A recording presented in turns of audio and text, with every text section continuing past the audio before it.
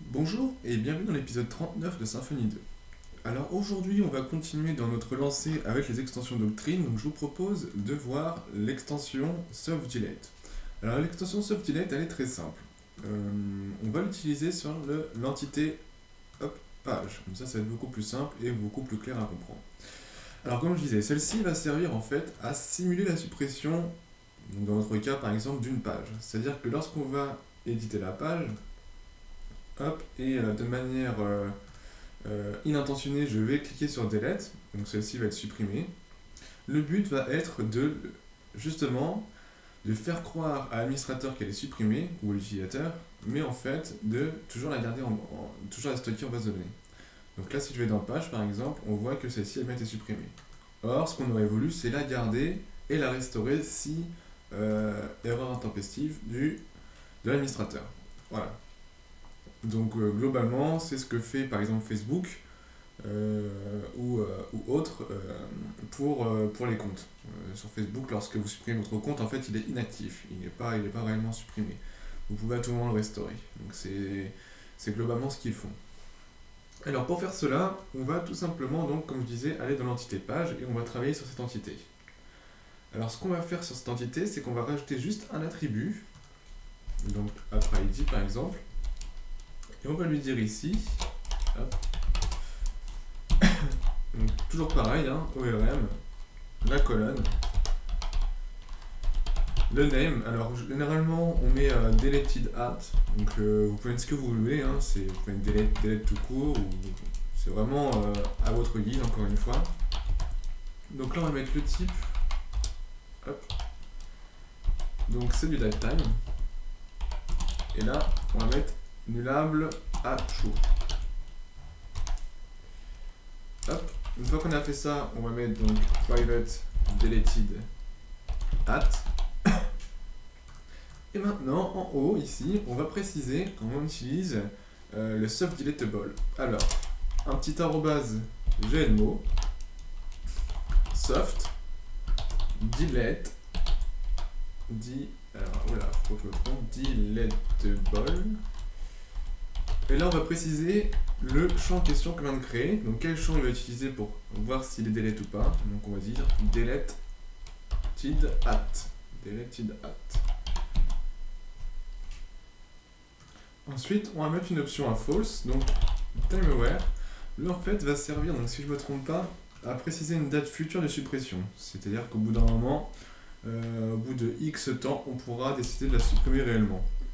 Moi, j'ai jamais utilisé cette option-là, donc je pensais que je la précise à false.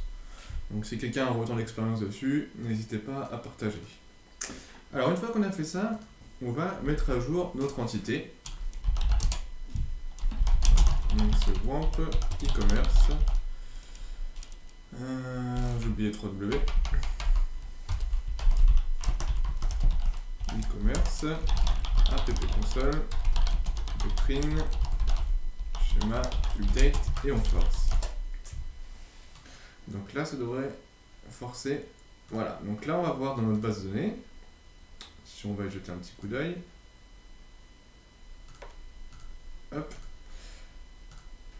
Et quand on regarde la structure, on voit qu'il nous a rajouté le champ delete at. Donc si on affiche, on peut voir que ici est égal à nul.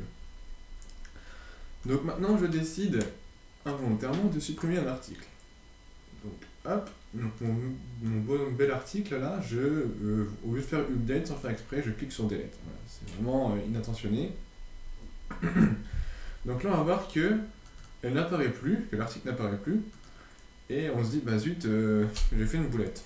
Alors maintenant, si on regarde dans la base de données, on peut voir que l'article est toujours là, mais que delete at, lui, est à ne plus la valeur nulle, mais à la date de suppression. C'est-à-dire qu'on voit que il a été supprimé à 13h42 le 2 2015. Donc ce qu'on peut faire, c'est, donc si on connaît l'administrateur du système, par exemple, ou le concepteur du site, on peut dire, bon, on lui passe un petit appel, on lui dit, bah voilà, j'ai fait une bêtise, est-ce que tu peux me restaurer telle ou telle info? Donc ce qu'on va faire, c'est que l'utilisateur, lui, va hop, tout simplement le remettre le champ à nul. Non, hop, il veut pas, hop, nul, voilà. Et donc si on actualise, une fois qu'il est passé à nul, on peut voir que mon article est bien restauré.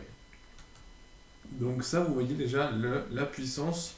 C'est ni plus ni moins qu'un champ booléen en base, mais ça reste quand même une puissance, dans le sens où on peut anticiper les boulettes du client et prévoir par la suite une restauration.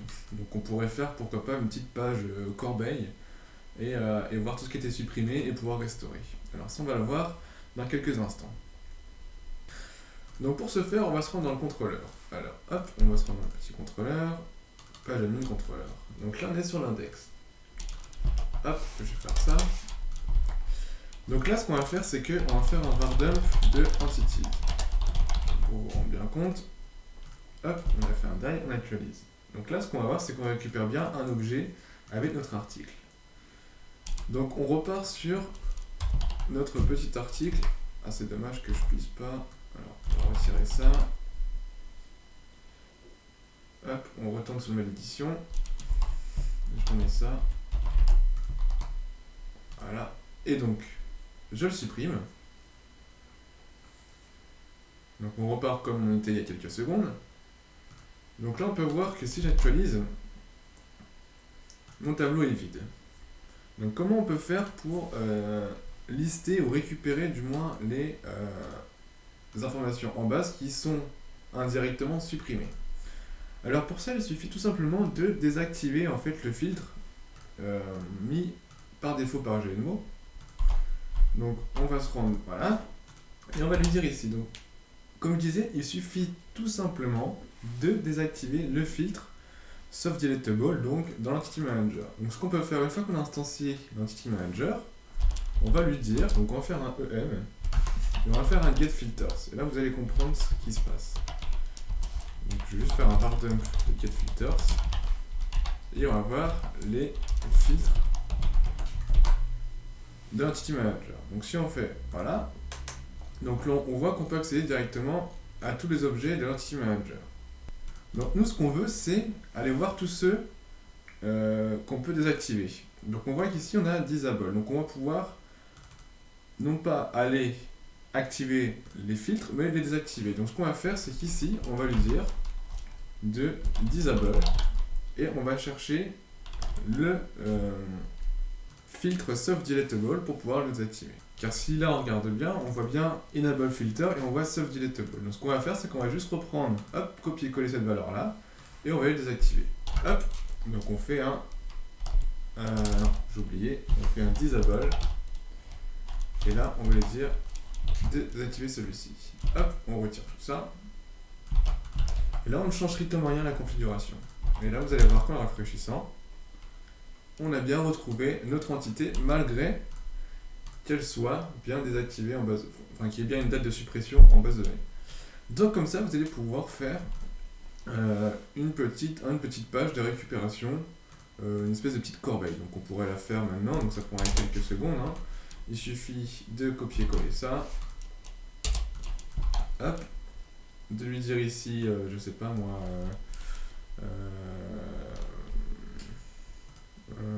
softdel par exemple. Donc j'ai pas l'inspiration par la méthode, mais softdel action. On garde le filter, donc là on peut le retirer ici. On garde le filtre. Hop, on peut retirer ça, on peut retirer ça. On va remettre par défaut notre index action. Hop, ici on reprend la même vue. Non, on va pas reprendre la même vue. On va reprendre. On va mettre softdel. Voilà, on va aller chercher une petite vue. View, default page, layout, page, on va la dupliquer. Là, c'est dans administration, que je ne me trompe pas. Layout, index. Hop, on la copie-colle. Et j'ai dit qu'on l'appelait softdel. Bon, HTML. Hop, une fois qu'on a fait ça, on n'oublie pas de créer la petite route.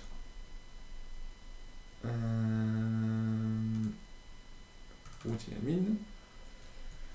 Donc show new, donc on va prendre celle-là, on va la dupliquer, hop, et on met softdel. Et donc là, on a dit que c'était pas index, mais softdel action. Voilà, donc on va se rendre sur notre petite page. Donc là, si on actualise, on devrait avoir aucune info, normalement. Donc là, il va être un petit peu long, voilà. Alors maintenant, si on va sur notre nouvelle URL, softdel, donc j'ai bien laissé page, ouais, softdel. Ah donc là, il me dit qu'il ne trouve pas.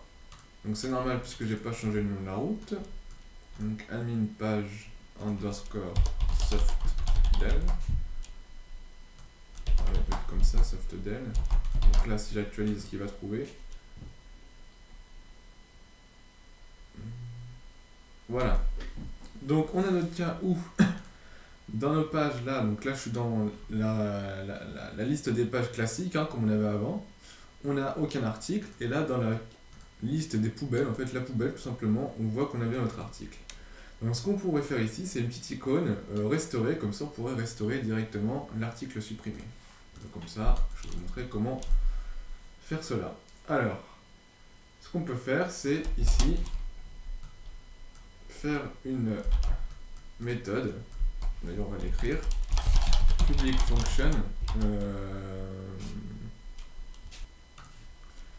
restore action par exemple. Et donc là, on irait directement chercher l'entité en question qui serait passée en paramètre. Alors ce qu'on peut faire, c'est utiliser le paramètre converteur. Donc ça va être plus simple. Donc ce qu'on peut faire, c'est ici page. Et ici on mettrait entity. Hop. Donc ça on l'avait vu dans un tutoriel précédent, il y a bien longtemps il me semble. Mais comme ça on va le revoir. Et donc on va faire un petit var dump entity pour voir si on récupère bien notre entité. Alors on va faire un petit die. On va créer la route. Donc ça va être un copier-coller de ça. Hop. Restore. Voilà. Donc ça va être id restore. Restore. Et donc ça va être la méthode restore. Donc on va aller dans notre petite vue. Softdel. Et ici, on va en mettre qu'un seul, donc on va faire hop, hop. Donc il faudra changer l'icône, hein, je ne sais pas quelle icône on pourra mettre. Mais pour l'instant, on va garder celle d'edit. Alors, on va utiliser tout ça. Et on va voir ce que ça donne. Donc là, on a toujours notre page qui n'a pas changé, mis à part qu'on n'a qu'une seule icône. Et qu'on voit bien en bas le page /9/restore. Donc si on clique dessus, hop, on a un joli petit problème, un joli petit message d'erreur. Et donc pour le coup c'est logique, puisque je n'aurais pas utilisé le paramètre converteur. Cela demande une petite explication. Donc si j'utilise le paramètre converteur, en fait on va utiliser nativement l'entity manager. Or nous ce qu'on veut c'est retirer un filtre, c'est-à-dire désactiver un filtre de l'entity manager. Donc je ne vais pas pouvoir utiliser le paramètre converteur comme ça. Donc je vais devoir reprendre ça. Hop. Et ici lui dire désactiver l'entity manager. Et là normalement ça devrait mieux passer. Donc je vais devoir faire un hop. Copier ça. Faire ici. Donc on va prendre ID. Puisque là on n'a plus dans le paramètre converteur. On va faire un find tout court. On va passer l'ID. Donc là, on va lui dire entity tout court, et on va laisser notre var dump. Et donc là, on devrait ne plus avoir de problème. Donc là, on retrouve bien notre entité qui a été préalablement supprimée. Donc je vous pour un petit rappel, on voit toujours bien le delete at. Donc ce qu'on doit lui faire maintenant, c'est tout simplement supprimer le delete at pour pouvoir restaurer cette actualité. Alors, ce qu'on va faire, c'est qu'on va lui dire hop, entity set delete. Alors je me souviens plus qu'est-ce qu'on avait mis, si on a changé, donc c'est bien delete at. Donc set delete at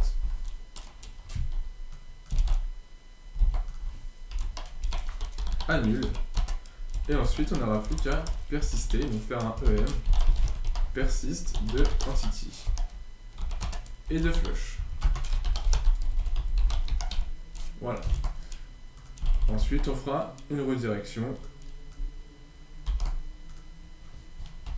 Hop. Vers subdelete en passant. Ou non, juste une redirection classique. Donc on va faire. Est-ce que j'ai un redirect impeccable? Hop. Je vais copier-coller ça. Et je vais le coller ici. Et donc on n'ira pas vers page show, mais vers restore. Et donc là on n'a pas de tableau à passer. Voilà. Donc, hop, une fois qu'on a fait ça, en fait, on va résumer. On appelle l'entity manager, donc classique. Donc je vous rappelle qu'on ne peut pas utiliser le param converteur puisqu'on va devoir désactiver le filter subdeletable. Une fois qu'on l'a désactivé, on va chercher l'entité qui, elle, a été supprimée préalablement. On la passe à nul, on la persiste, on la flush. Donc là, on va enregistrer en base de données. Donc là, n'oubliez pas que là, le soft delete at, donc le set delete at, il me semble qu'on ne l'a pas créé. Voilà, donc il faudrait le faire. Ce qu'on va faire, c'est qu'on va aller tout en bas. Hop, on va trouver un petit setter. Voilà. Et on va le copier-coller. On va pas s'embêter. On aurait pu générer avec la commande, mais bon, pour 1. Hop. Hop. Donc, set delete at. Delete at. Delete at. Et delete at. Voilà. Donc, une fois qu'on a généré le setter, on va pouvoir utiliser l'option sans problème. Donc, on rafraîchit. Ah, donc là, j'ai un petit problème. Tac, tac, tac, tac, tac. Donc là, il me dit juste que j'ai oublié ici de passer un paramètre. C'est normal, je me suis trompé de route. En fait, c'est admin page shop del. Et donc, si j'actualise bien, dans la logique, ben ça fonctionne pas. Afficher. Donc, c'est bien passé à nul. Et là, si j'actualise, donc là, c'est passé. Donc là, ça fonctionne en fait. C'est juste que là, j'ai oublié de retirer une petite condition en lui disant, hop, ici de pas aller tout chercher, mais de prendre uniquement celles qui sont supprimées. Donc on va faire un fin by. Fin by, on pourrait faire un delete at par exemple. Hop. Donc fin by, donc j'aime pas trop faire ça, je préfère faire un await dedans et lui dire delete at à nul. Non, différent de nul, donc du coup, vu que c'est différent de nul, on partirait plus sur une query builder, donc on pourrait faire fin by remove par exemple, et du coup on pourrait hop, créer une petite query builder dans le repo. Hop. Donc celui-ci étant vide, on va la créer. Donc on va faire un public function fin by remove, donc aucun paramètre. Donc on va faire un qb égale donc un this create query builder. Voilà, en alias on va mettre un petit u et là on va partir. Donc on va sélectionner donc dans u where tout simplement u.deleted at is not null, en mettant majuscule, is not null. Et là on va retourner le résultat. Donc on fait un return de qb. Ensuite on get la query. Get query. Et on retourne le résultat sous forme de g. Get result. Hop, voilà.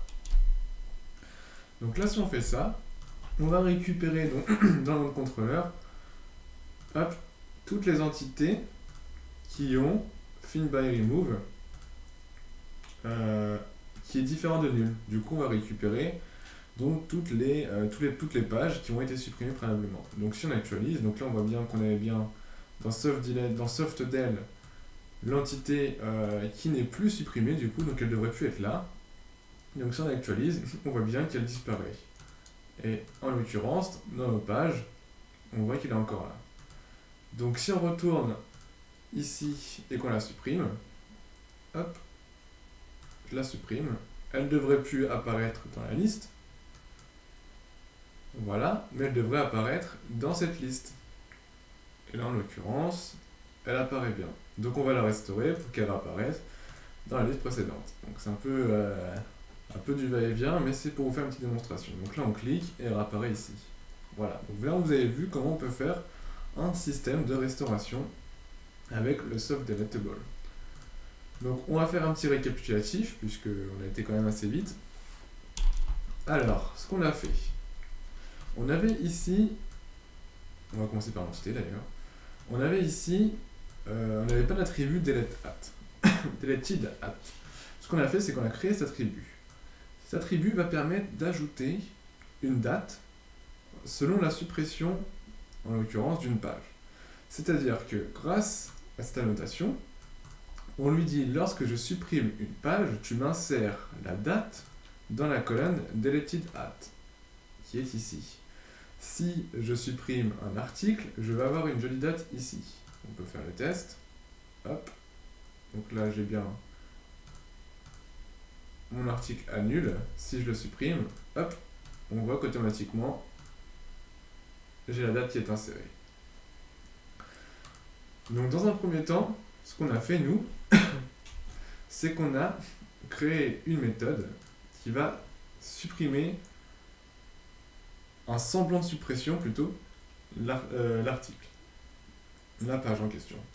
Alors, pour faire ça, ce qu'on peut faire, c'est que on va vouloir restaurer donc notre...